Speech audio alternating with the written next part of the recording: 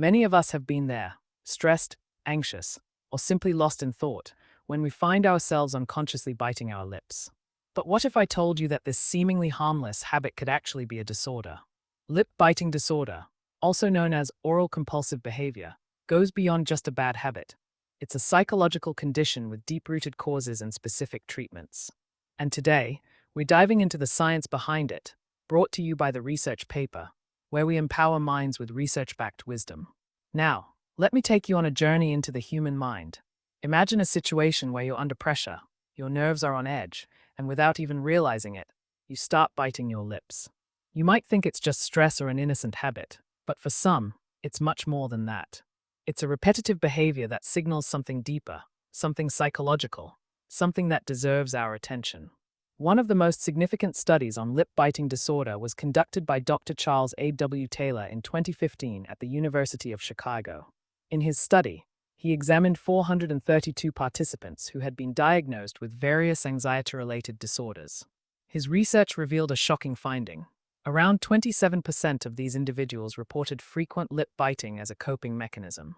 The study suggested that lip biting is often linked to anxiety, stress, or even boredom. When we're anxious, our brain looks for ways to release tension, and lip biting becomes a subconscious outlet for that.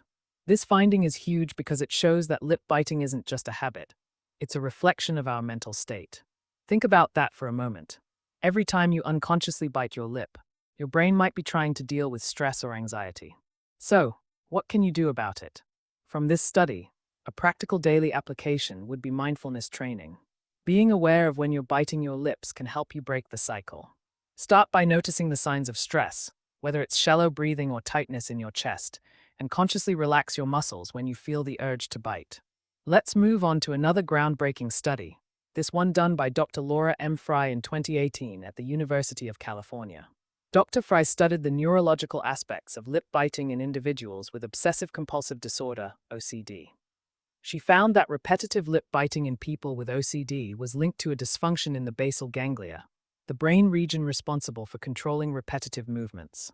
In her study of 150 participants, 42% of the participants with OCD showed significant lip biting behavior, often triggered by obsessive thoughts.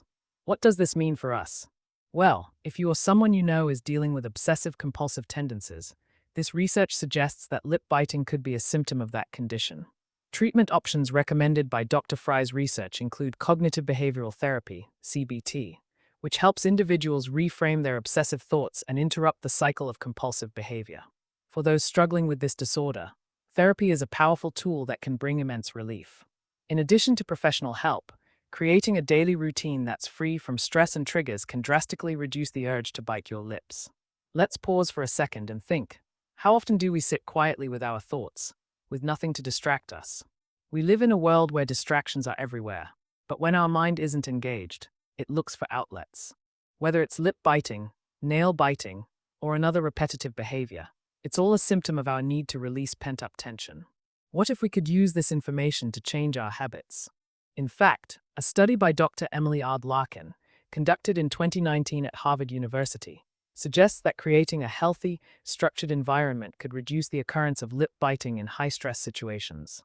Dr. Larkin worked with a group of 220 participants who had a history of compulsive behaviors, and she found that individuals who adopted regular exercise routines and stress management techniques like yoga and deep breathing experienced a 40% decrease in lip-biting behaviors over a 6-month period.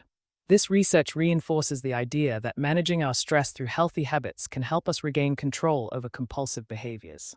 So, here's a practical takeaway. If you find yourself biting your lip due to stress or anxiety, consider integrating daily activities like meditation, deep breathing, or even a 15-minute workout into your routine.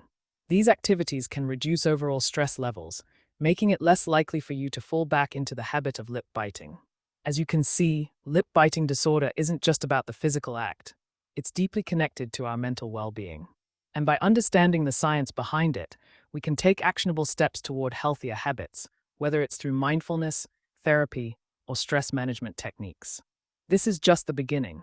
We can break free from the cycle of compulsive behaviors and regain control of our lives, one small step at a time. This is the research paper, Empowering Minds with Research-Backed Wisdom.